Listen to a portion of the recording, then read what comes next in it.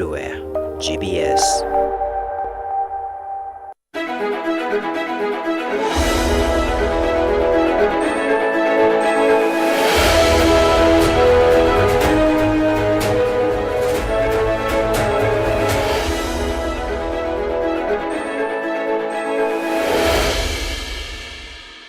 Ladies and gentlemen, welcome to The Insight tonight. My name is Eugene Kwach, and of course, welcome to The Insight again.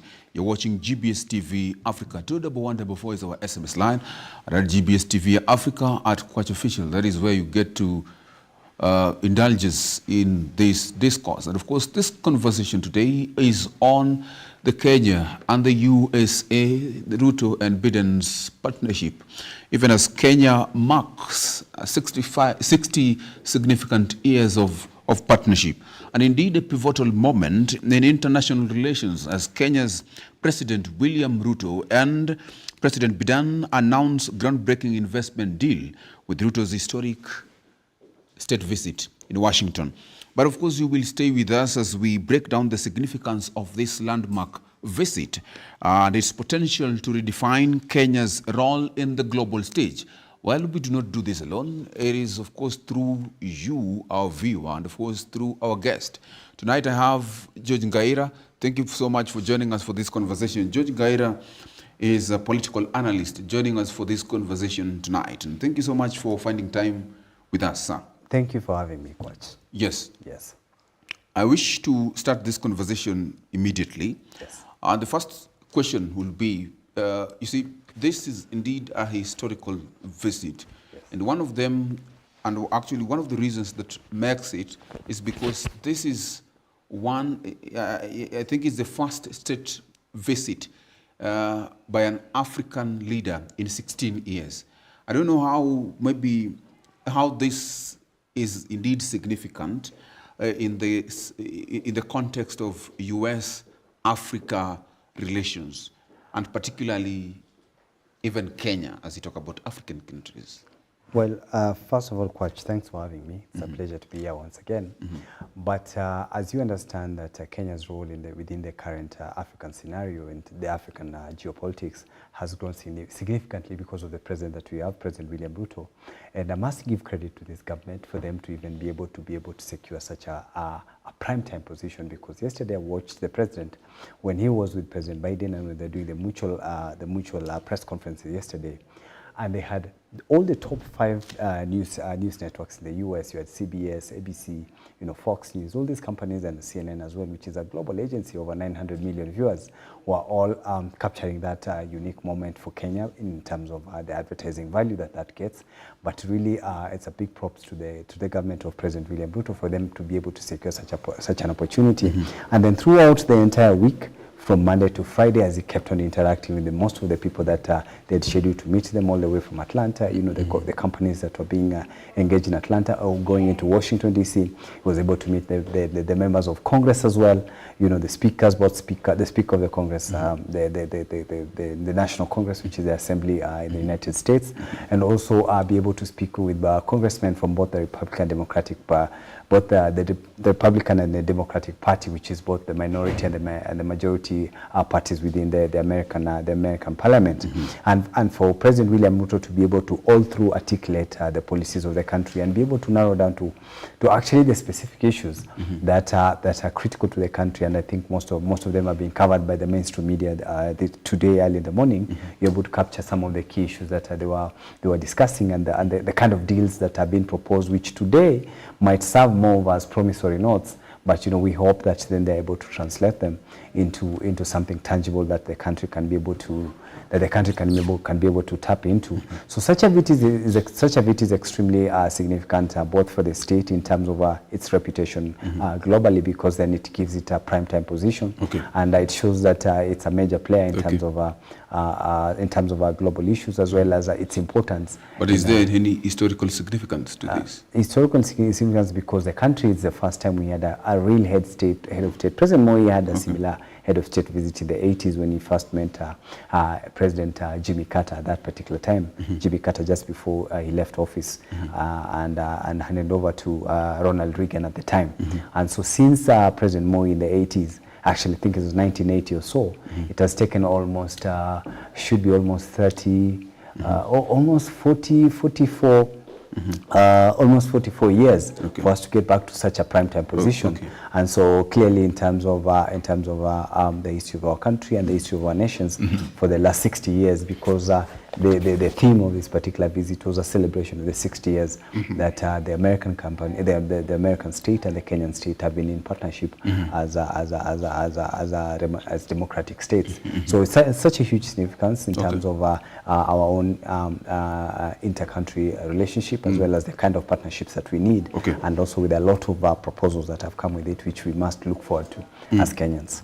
But again, a very critical question that someone may be asking is that we have had presidents visit United States of America, not once, not twice, and in 16 years many times. What makes this one quite significant? Why is it referred to a state visit? And now it even begs the question that what is then a state visit? What are other visits called then? Then maybe for the benefit of your viewers, is that there's a difference between a state visit and an official visit. So all those times that President William Ruto has already been in the United States for a couple of times were official visits by head of state, where the trip originates from the Kenyan state. It's the Kenyan president visiting the US.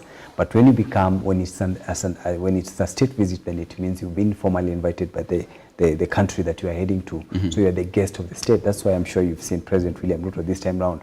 He wasn't sleeping in a hotel. He was able to get the military salute. He was able to go to meet the Congress, and he's now staying at the Blair House, which is a formal residence within the White House for his visiting head of states and other international guests. So the difference is that this is a formal invitation by the American state into their country, and also into their government, the existing government that is there, which is different from when an official visit is just a head of state visiting a country like any other state. That's why he was never, during all those visits that President William Ruto made, he never met any of the members of Congress. He never got to get the military salute. He never got to meet the president one-on-one.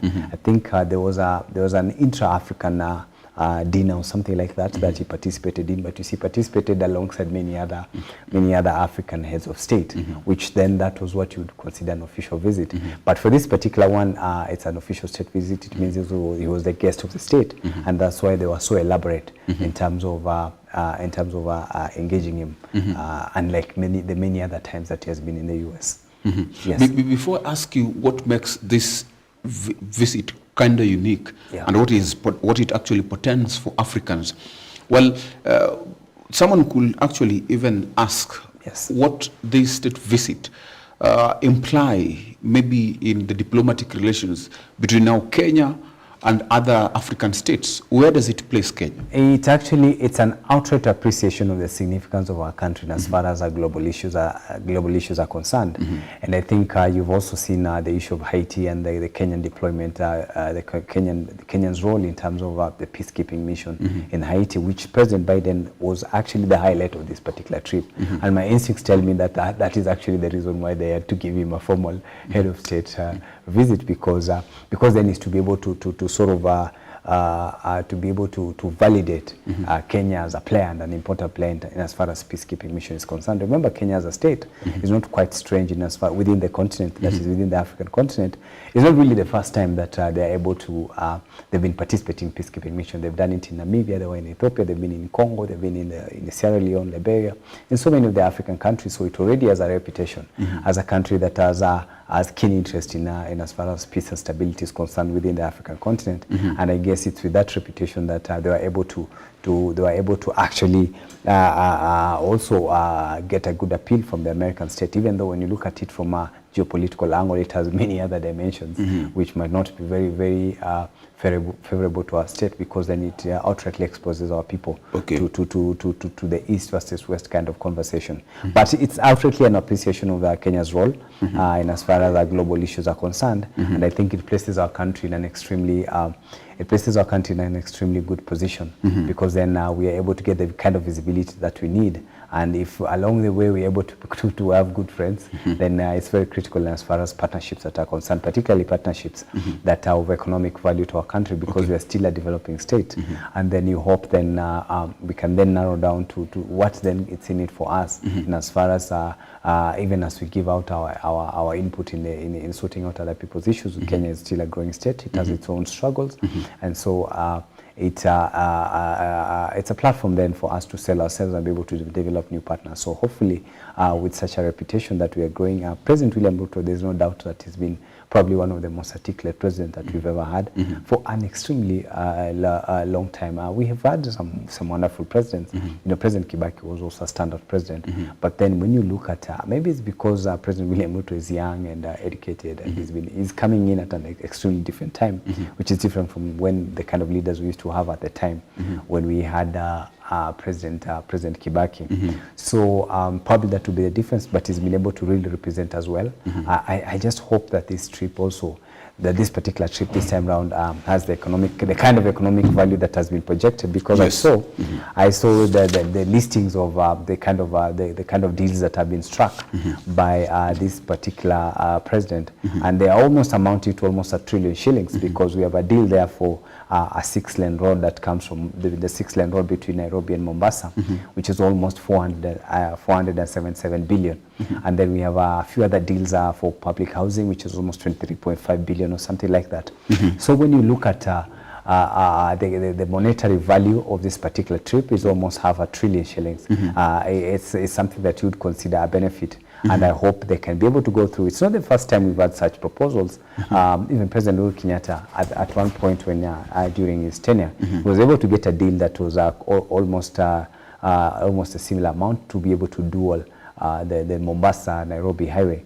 But then you see it collapsed along the way because of bad politics and corruption. Okay. Yes. Well, let me just put this question right, because we understand that for a long time we haven't had like an official state visit from an African president for 16 years now. But now this will actually even, it speaks of maybe the United States international policy, or rather when you talk about its foreign policy. I don't know whether you can compare the U.S. foreign policy, maybe the current U.S. policy, its priorities now to Africa, its relation to Africa, and even its policy initially. Generally, if you compare previous administrations, because we have had quite a number of administrations which have not been, I can say, not intentional and deliberate with their relations with Africa. What do you think? How do you compare? There's no doubt that the U.S., unlike many other Western states like the U.K., which is our colonial state, have had enormous interest in our country for a very long time. And a country like Britain, then we're talking of even pre-independence period, because they were our colonizers. So they had a huge stake in the country, and many other European states. The U.S. has been catching up over time, because we haven't quite identified which are the key beneficial areas. Like the way China has done in a very short notice. China decided to be a partner in infrastructure development. It's very clear, and you can walk around the country and you can very easily spot the Chinese hand in as far as our important economic issues are concerned in this particular country. But you can hardly you can hardly say the same thing with the American government. You can't walk around and say this is Thika Road that was built by the Americans, this is SGR that was built by the Americans. But the Chinese came in very late, but they've been able to cause quite a huge impact because of their interest and their policy being very clear in as far as their relationship is concerned with the African states, which hasn't been the case with the Americans, because remember, Americans was never a colonizer. There is no African country that was colonized by the U.S. The U.S. itself has been a lone ranger. Yeah, it was colonized actually by the British before they became independent. So their interest in as far as the African continent is concerned is secondary. They only specifically focus on issues that seem to appeal to them, and for them that's why on issues of peace and war and things like that. That's why most of the times I was actually having this debate in the morning on a different show, and I was telling people that, you know, even though the U.S. has improved in as far as its its relations with Kenya and other African states is concerned. But I'm not very happy with the kind of issues of it that interest them the most. They want Kenya to be their partner in as far as peacekeeping missions are concerned, the East Africans. So the only thing they're talking about is how to improve our security system, be able to improve our equipments. You know, those are things that they're nice, but you see Kenya is not at war. Our major issues now is youth and economy and jobs. That's an area where we would love to focus on, as opposed to the peacekeeping missions that they want to partner with us. Mostly, you know, the US, most of their a huge percentage of the donations that come from the US go into the military equipment and the anti-terrorism kind of trainings and things like that, which are not really Kenyan issues. The issues that affect other neighboring countries, only that were being used as a platform to be able to contain such states. Yes. Thank you for elaborating on the US foreign policy. Yes. But again, we have had issues with the on alignment, because we have always had conversations about two sides, and that has always been the US, which is believed to have people that are, or states that are aligned to the US. This state visit of President Ruto to US, does it mean that now Kenya has aligned with the US? And now what does it mean? Even because the other time, if you are keen, you understand that Russia, which is not on the good books with the US, actually shared free fertilizers, Putin. And we talked about the relationship between now Russia and Kenya, whether now Kenya and Russia were forging a relationship. But as we know, as it stands, that we have had two warring sides, Russia and even US. It means that it might be difficult to be a partner with Russia and US. To this extent, where does this place Kenya diplomatically in its relations? First of all, what is it, even foreign policy, in matters such? Yes. First of all, Kenya as a country does not have a specific preference. Does not have specific preference as far as who to relate to and who not to relate to. Kenya's interest is to relate peacefully with all the global states. But you see different governments come in with different leaders that have different preferences. And that's why then you see during Kibaki's regime, that's when we had a very strong ties with China, because he thought it's time for Kenya to make new friends. China didn't quite have an impact before the coming in of President Kibaki and later on President Uhuru Kenyatta. That's why they didn't have much of a footprint within our country. But then because the leaders at that particular time made a personal choice to be able to turn the country east, as you want to say it, is the reason why we're able to do that. And this particular president seems to be embracing the West. That's why he has a personal preference towards Western countries as opposed to the Chinese. Maybe because we've already dealt with the Easterners for quite a while and we owe them a lot. Remember, China is the country. A huge percentage of the Kenyan debt is actually owed to the Chinese. We owe the Chinese almost $1 trillion today. So China, it's almost like when you borrow something from somebody a lot, you don't want to meet him again to go and borrow it again. I guess that could be the reason why probably this particular president is trying to exploit other options in the West. But Kenya as a state over time, and part of its foreign policy is that it doesn't want to make enemies. We can Kenya relates to the Americans just the same way. Do we still have the non-alignment policy? That's what I'm saying, exactly. That's actually the best way to put it. We are non-aligned. That's why we have a Russian embassy here in Kenya. We have a Russian ambassador here in Kenya. But there's a Russia is not strange to, in as far as development projects are concerned. I'm sure you know in Kisumu County there's a footprint of what Russia is, the historic Russian hospital there. So Russia and Kenya have a long history that they have worked together in certain issues that are of importance, maybe for your benefit. A lot of people only talk about the American airlift that was there of Kenyans that went to America to go and study, that gave us Barack Obama Jr. But they forget that actually we had another trip that was organized by Jaramogi, and this time around it was students who are going back to Russia.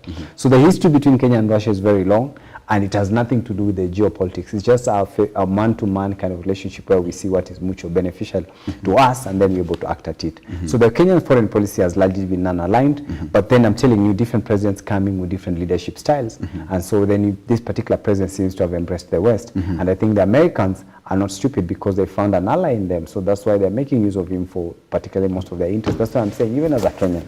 I'm personally hoping that even as this president fully embraces the Americans and the Western countries, he must be wary of what is in it for them, because you can, even you, coach, if every time I see you, I'm giving you gifts, you must just begin to ask yourself, why is this guy over rewarding me? There has to be something at the back of the thing. So President William Ruto is the current president of this country.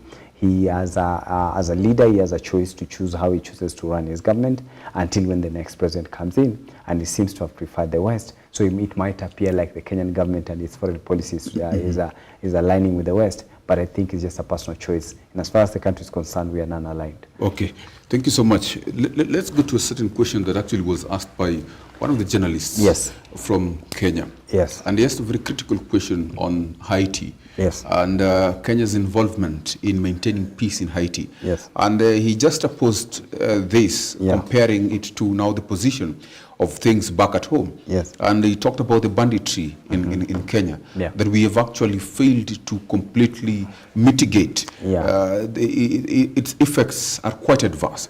The president, of course, in his revert, actually talked about what they have done so far. But the question generally is about whether we have done enough for our country, for us to now extend a hand of grace to other people. What do you think on this particular question, and even how the president answered it? It's an extremely valid question, and it's not just Ayub's question. It's actually the question that every other Kenyan citizen is concerned. You know, Kwach, there are places in this country even the police cannot access. Okay. You know, we had a trip that we made to Baragoi where we lost an MCA there, the bush there. There's an MCA who was attacked by bandits and he was killed.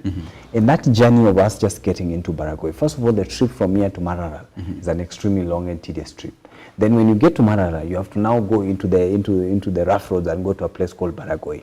Then when you get to Baragoi, you have then now to go deep into the valley in what you call Suguta Valley. That place, the journey that we took just between Maralal to get to that particular village within the Suguta Valley, it took us almost 30 policemen, and we had to go with an escort. And even when we were at the funeral, my brother Kwach, I'll tell you, the governor was the MC, kept warning people that we must all remain within the compound, and when we leave, we're going to live together. This is the place within the country where you can imagine we are assuming that we have enough to go secure other people. When we left, as we were leaving that particular place for me, Kwach, this is what really broke my heart. I was thinking about those of us who've traveled from Nairobi and other places who came in, who appeared to be like we are the elites, appeared we had an option because we are going back to a much more peaceful and safe environment. But I kept looking at the widow and the family that now they have no choice, we're leaving them behind. And it really broke my heart, and I said, we have a problem with our government. And so for President William Ruto and this particular government to even entertain the idea of going to Haiti, I have said it many times, Kwach, and on many TV shows and on many radio shows, my opinion is very clear that this mission to Haiti is for President Ruto's personal glory. It has nothing to do with the benefit. It has no benefit for Kenyans. It's just for him and what he can get for what is in it for him, probably monetary in many ways, and it has nothing to do with the benefit of Kenya. Kenyans do not deserve to go to Haiti at all. Kenyans don't deserve to go to Haiti. It's a mission that was not necessary. We have a lot here, even Nairobi alone, we have a very serious issue with security. If we had those extra 1,000 policemen, maybe we should have dispersed them into our slums within the Nairobi city so that we are able to even secure ourselves first, because before we think about securing other people. Interesting. Well, Kenya and the United States still on the same issue as they marked the 60 years of partnership. It must be noted that there was a multi-billion shilling deal that actually was signed by the president, by both Kenya and the US. And this was, the agreement was to focus on the green energy. It was on security, education, governance. What do you think from where you sit? You actually saying that this was only for the president's own glory, but we saw them signing a multi-billion shilling deal that will actually come back to home. My point was, Kwach, that it is indeed true that the president has gone there and he seems to have secured something that is profitable to the people of Kenya. But I'm telling you, those are different issues. We didn't have to relate to the US just because we're going to Haiti. The Haiti mission is a personal, the President William Ruto's personal platform for personal glory. It has nothing to do with the Kenyans. But in as far as the deals that they've signed, and which I've told you as it stands today, are just what you call in business promissory note. I can do a written agreement that, you know, I'll take care of you and be able to offer this and this and this, but it's not a contract. Which must be honored. You understand? It's just a proposal. And so this particular president has been able to secure what he's been able to secure, and as far as infrastructure is concerned, like I've mentioned, the dual carriage, the six-lane dual carriage road that they are proposing to construct between Mombasa and Nairobi. That's a big deal. We have 23.5 billion shillings that goes into affordable housing program, as well as renewable energy, as you clearly indicated. Those are things that we need, and we are happy that we can even have such proposals. And the president is been actually able to secure even such commitments. Hopefully, then they're able to translate it into something tangible, so that they can actually be able to develop that. I guess as far as the economy is concerned, 477 billion shillings, you have to look at it in as far as as far as materials are concerned, and labor and all that is quite a lot of money, and it means something as far as in terms of circulation of money within the areas where the road will be constructed, because there are some of the services which will have definitely to be local, you know, procurement of sand and kokoto and all these other items. So that is something that is good for the country. We hope that the president will see it through, so that they come into life, because I've told you it's not the first time we've had such deals, because most of the times these are just proposals that are put on the table, but then there's a phase that you now have to go into, which is translating it. So it's a good thing, but then we have to separate it from the other security issues. Thank you so much, sir. I think we're taking a very quick short break, but of course we're going to come just right back. To the number 4 is our SMS line at GBS TV Africa at Quach Official. Well, the conversation is quite broad even as we continue diverse. I hope that we'll get now to talk about the intricate parts, the specifics about now what these billions are actually going to do in security. When we talk about education, when we talk about governance, and now, of course, we talk about something that has ailed Kenya so much, corruption. How is this multi-billion shillings going to be used when you still have a lot of deficiencies in matters, even governance? Well, we are taking a very quick short break, but we'll be right back.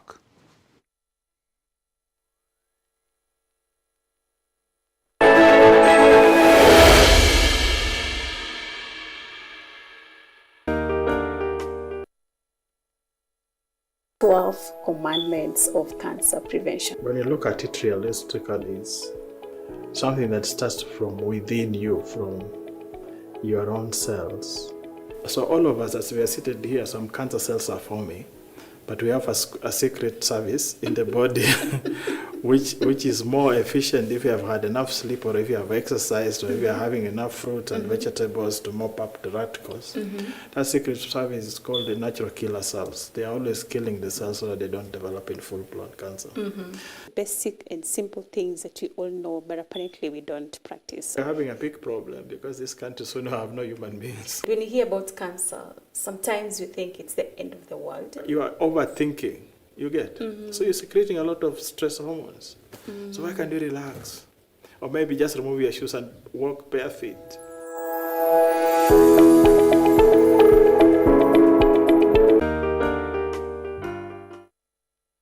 This is Art Club, where you can find us every Friday at GBS TV. Grew up in a school where they believe since you're slim, you're fit to be an hostess. Along the way, I dated into this family where one of their brothers looked down on me because they were a pilot, and they knew I wanted to be a pilot. And since I come from a humble background, I've been raised in Kibera. Looking at your Instagram account, girl, you're just out there. Like every day you have something new to show us, and you're very outstanding. And everyone right now, everyone is doing content. What people don't know is it is a competitive industry, but there's space for everyone. Yeah. There are just people God will send to help you along the way. You just have to be assertive with yourself and what you want, and just go out there and believe, like, if it's a calling, if God has called you to do this, He will make a way. Like right now, I'm just moving, like, I don't know when my next partnership is, but I know God will make a way. My content has been embraced so well out there, so najimotivate, like, you know what, as long as I've done my part, God will do the rest. We are your home of entertainment, education, and everything all about art. Be safe, both gender, man and a woman, they have the right to be safe and not to be taken advantage of.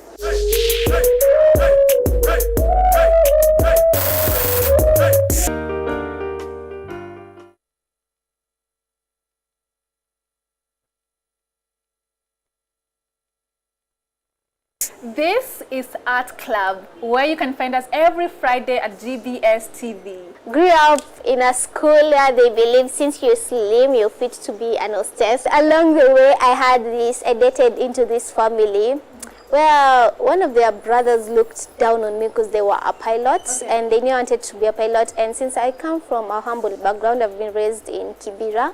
Looking at your Instagram account, girl, you're just out there. Like every day you have something new to show us, and you're very outstanding. And everyone right now, everyone is doing content. What people don't know is it is a competitive industry, but there's space for everyone. There are just people God will send to help you along the way. You just have to be assertive with yourself and what you want, and just go out there and believe, like, if it's a calling, if God has called you to do this, He will make a way. Like right now, I'm just moving, like, I don't know when my next partnership is, but I know God will make a way. My content has been embraced so well out there, so najimotivate, like, you know what, as long as I've done my part, God will do the rest. We are your home of entertainment, education, and everything all about art. Be safe, both gender, man and a woman, they have the right to be safe and not to be taken advantage of.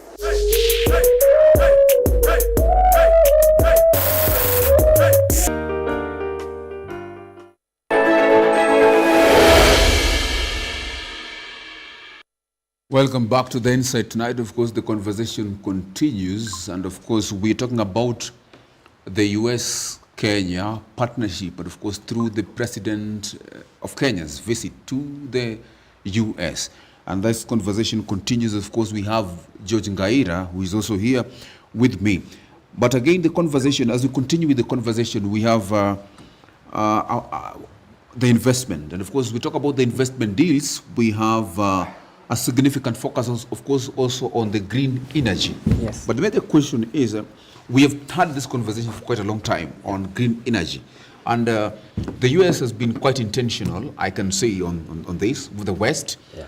And maybe this will beg the question, how this will generally influence Kenya's energy policy, and even how it will actually impact on the economic growth of Kenya in the next decade, and maybe even right now.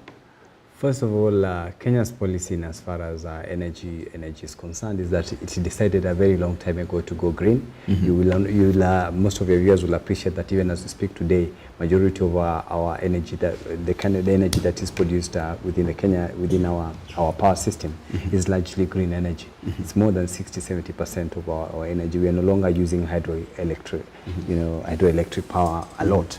So that decision was made a long time ago. That's why they were able to create the GDC, which is the Geothermal Development Company, which is a Kenyan company that mostly focuses on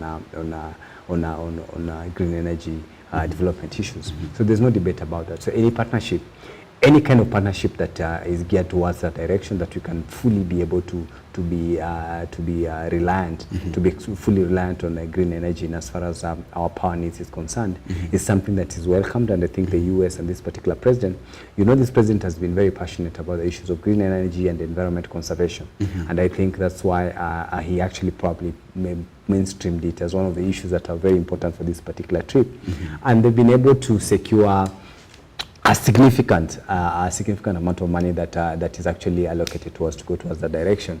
And I think it just runs into what had already been agreed before by President Kibaki. You know, this project of green energy didn't start even President Uhuru Kenyatta. When President Kibaki created a Vision 2030 board, and then the team went around to be able to create a master plan. And as far as the energy consumption was concerned, it was a done deal decision that Kenya must go fully green.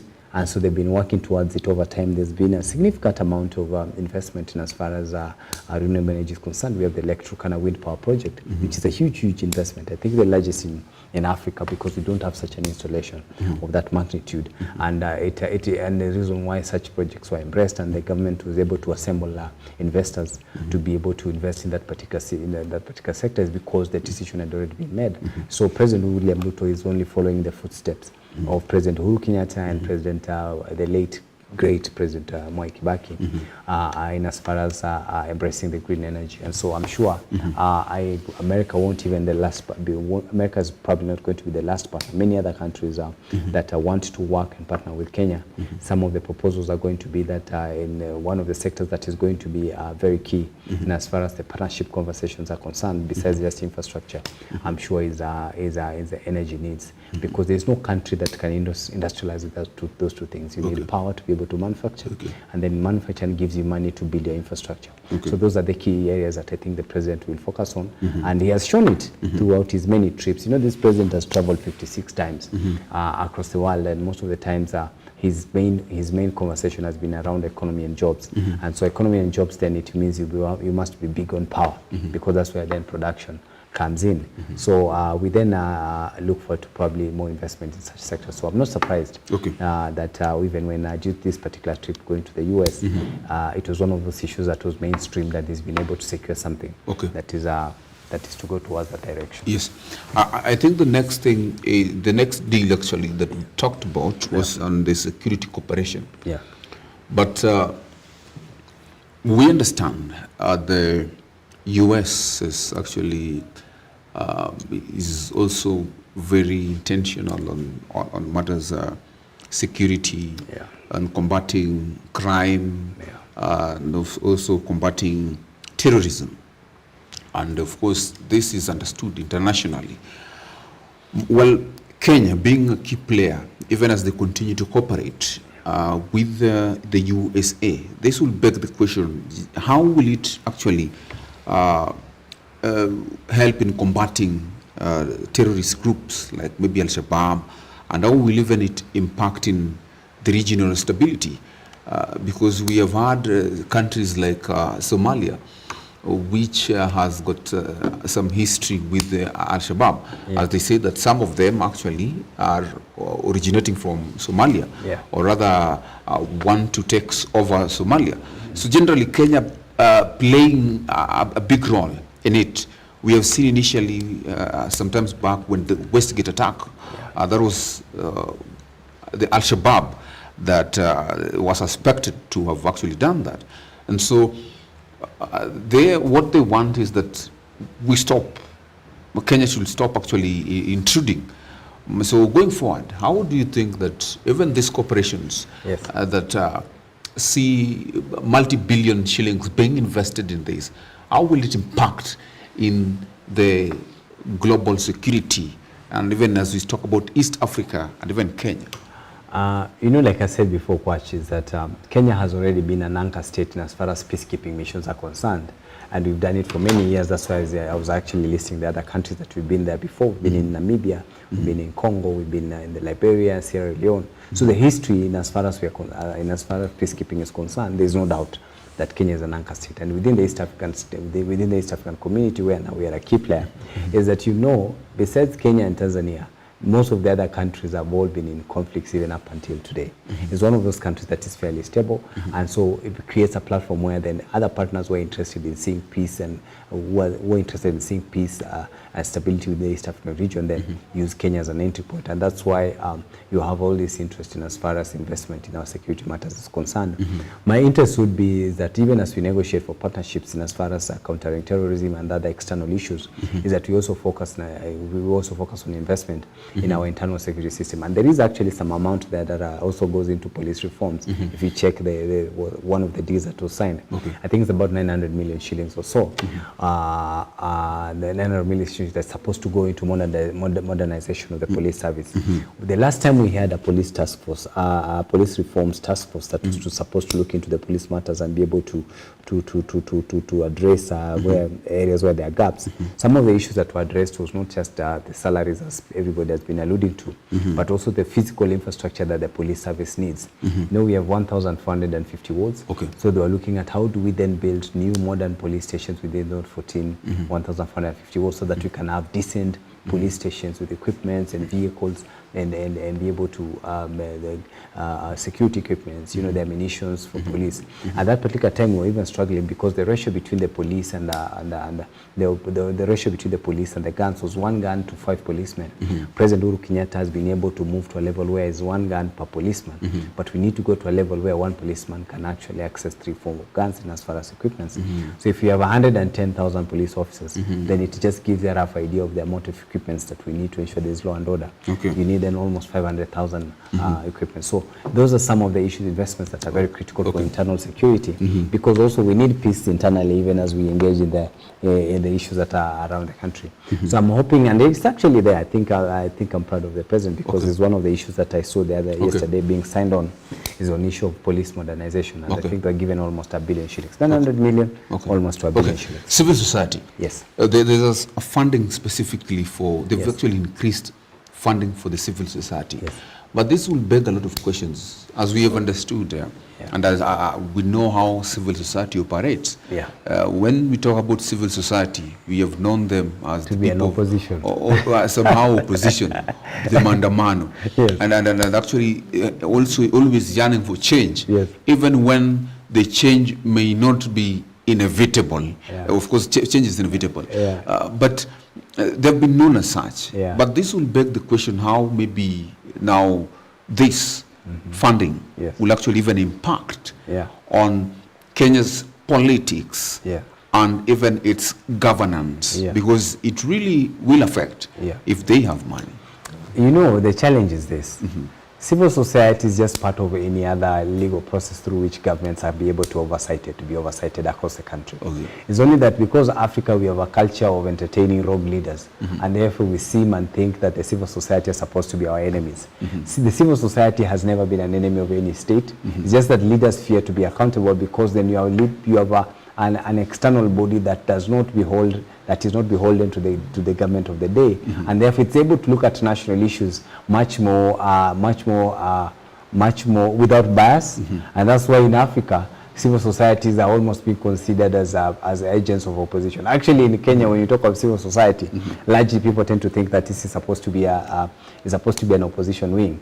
But we have a bill, public benefits are something organization. The bill that was actually touches on civil society. It gives them security as far as the issues are concerned. And also, this president, for a long time, President Uhuru Kenyatta didn't want even to operationalize that bill. One of the issues that this president has claimed on his trip towards the US is that they have now formally. They did this, I think, like 2 weeks ago. That they have now formally operationalized the bill, and so they're able to create they're able to provide a platform for civil society to be able to thrive. But I doubt he would love to hear them work, because in the moment we have the civil society working, then most governments, particularly in African state and a country like ours, which is struggling big time with the issue of tribalism and corruption, I don't think they want to see a thriving civil society, in this state. But you see, that's where we are. There are some funds. I've seen the funds. I think almost 300 million or so, but it has been split into different issues. When you know civil societies, they don't just deal with one specific issues. There are those ones that are supposed to deal with anti-corruption issues, and the others which are supposed to deal with the corruption. And already the what you call the USAID, the agency that works mostly on such issues, already has previously already had funds that it has been channeling into the country. I think 100 or 120 million annually that goes into youth empowerment. So they have these youth programs, women empowerment programs, especially in as far as partaking leadership roles are concerned. So it's not something strange. It's something that I think this president has just used as a bait to be able to impress the Americans. But I truly believe that this president doesn't want want to see a civil society that is thriving.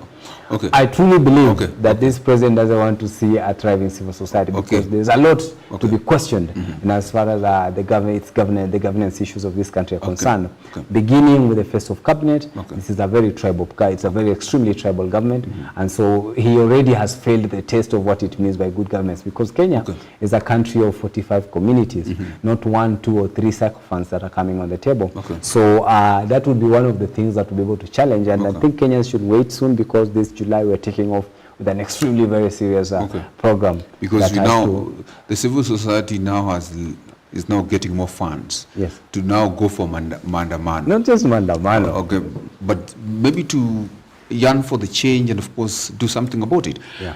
Let's talk about something that I think has been a thorn in the flesh for the longest time. Yeah. Not just in Kenya, but in Africa. And we're talking about corruption. Yeah. We have had these commissions, anti-corruption commissions, ethics and anti-corruption commission. We have had several of them in Africa, in Kenya, but corruption still is a very, very big issue in our governance, in our leadership, in our politics, generally. Now, there is also a fund for that, which will help actually to curb corruption issues. And that, of course, is also part of the deal. But another major question that actually I will beg this is that how will this actually even change our politics? How will it change our governance structures? And who is even to be given this money to fight for corruption? Is it to be given to government? No, is it not to be government. given to who exactly is the money? US, just like the UK and many other Western states, they have agencies that work directly with civil societies. In Kenya, in particular, as far as the US is concerned, we have something called the USAID. USAID is the one actually that generates these funds, and I'm sure that's where you've seen other civil societies like the ones led by John Githongo and Gladwell Otieno and that group of people. Most of their governance issues are supported by such agencies directly. It doesn't go through the national government. And that's why I've told you, African presidents never like such funds, because they know these funds then will go directly to the civil societies, and then they're able to get capacity to be able to challenge their governance, their governing prowess. You understand? So this president must have half-heartedly accepted such funds, because he's looking for something else. I have said that this president, his interest starts and begins with the global funds, and is interested in funds, infrastructure funds, is interested in renewable energy funds and things like that. So he will have to accept the bitter soul that some funds will go to the civil societies.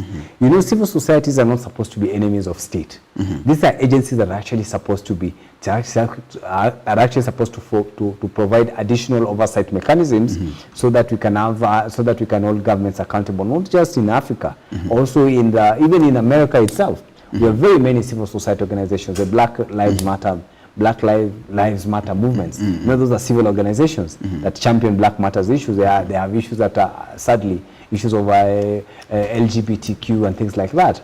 All those are civil organizations. So they exist, and there are people that actually support them. And so they are not strange in those particular nations, neither are they strange within our Kenyan nation. So President William Ruto has assented to it. The US has been supporting this for a very long time. That's why we had ambassadors like Ambassador Ranabaga, if you remember. The government didn't quite like Ambassador Ranabaga, because he made sure that actually those funds are able to get to the civil society.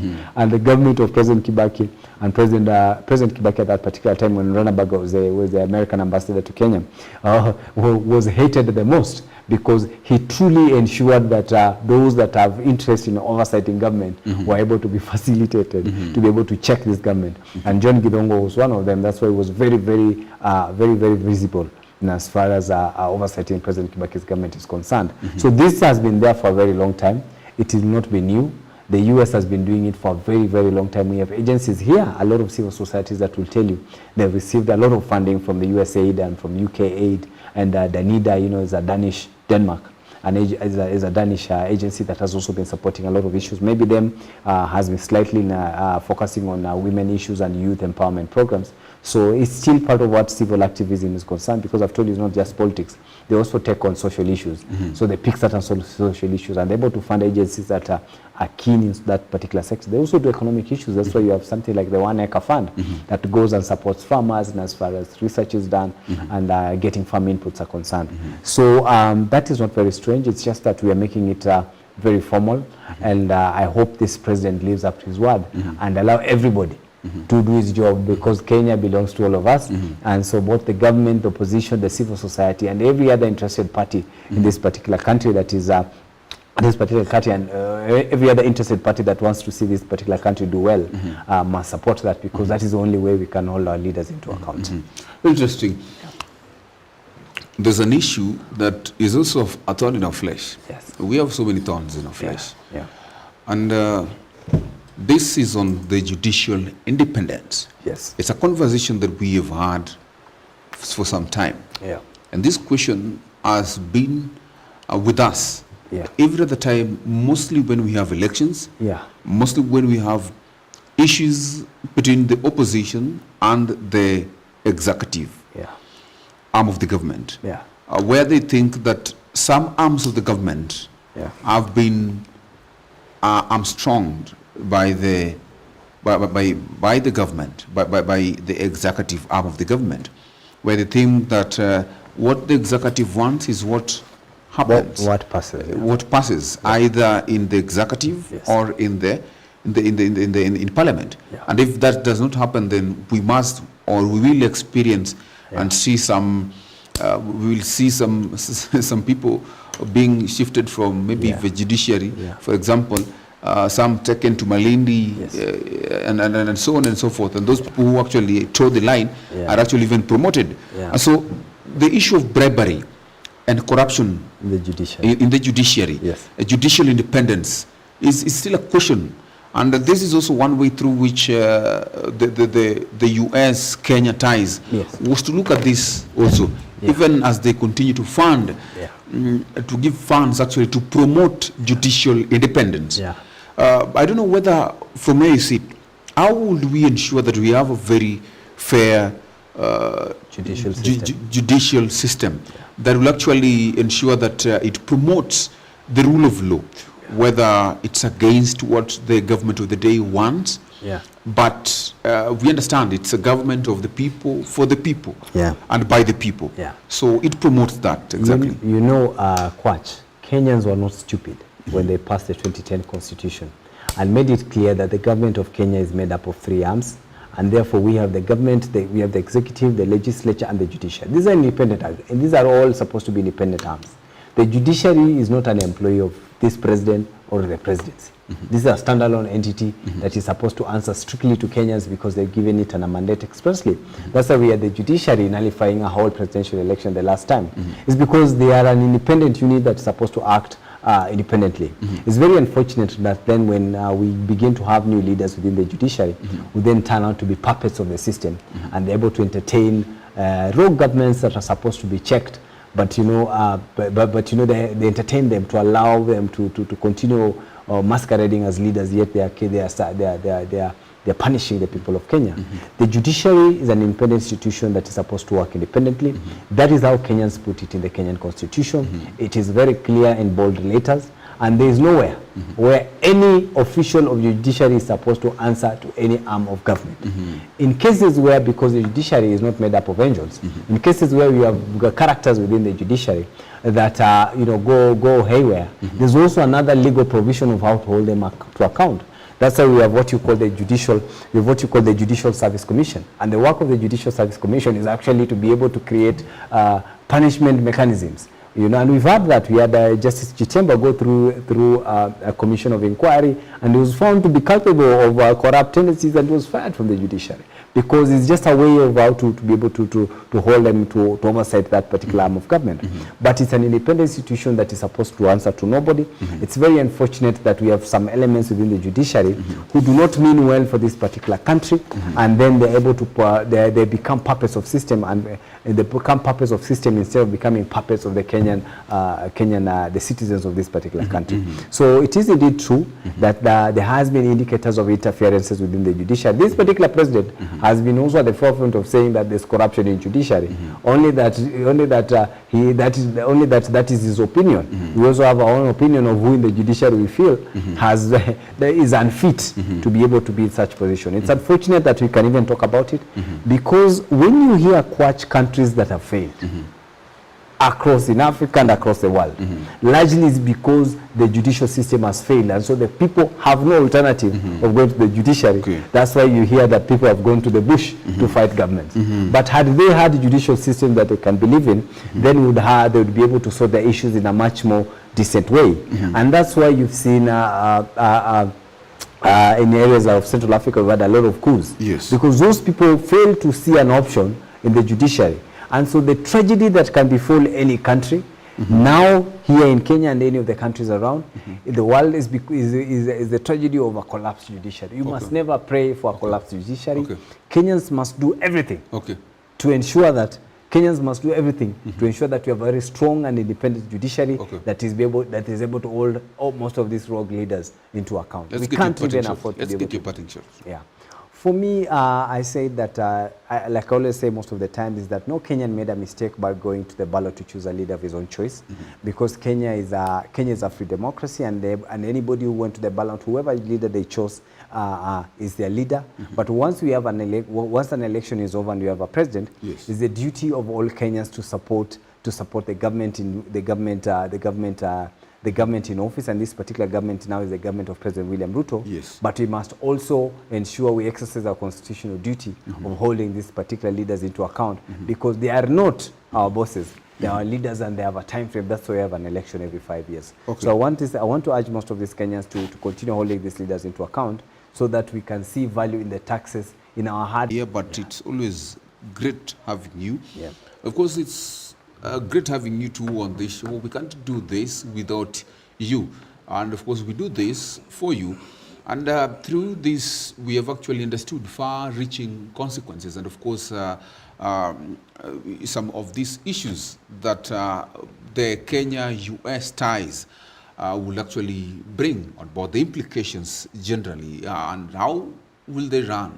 We talk about green energy, we talk about the judicial service, we talk about the judiciary, its fairness. We talk about many other issues, and even a lot of issues. How will even this Kenya-US tie then even economically promote the growth of Kenya? And of course, how the diplomatic ties generally between Kenya and other countries. We've delved deeply into these issues, and of course, I think we've come to the end of this show. I want to thank you so much for joining us on GBS TV Africa. Always on Friday, every Friday from 7 p.m. Eugene Kwach, of course, will come to you live with the insight. And thank you so much for joining us. Once again, on behalf of everyone who has made this a success, a good night.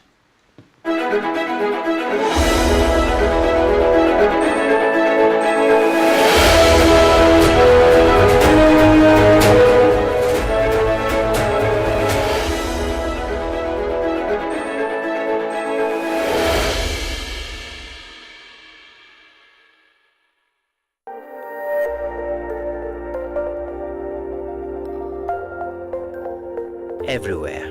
GBS.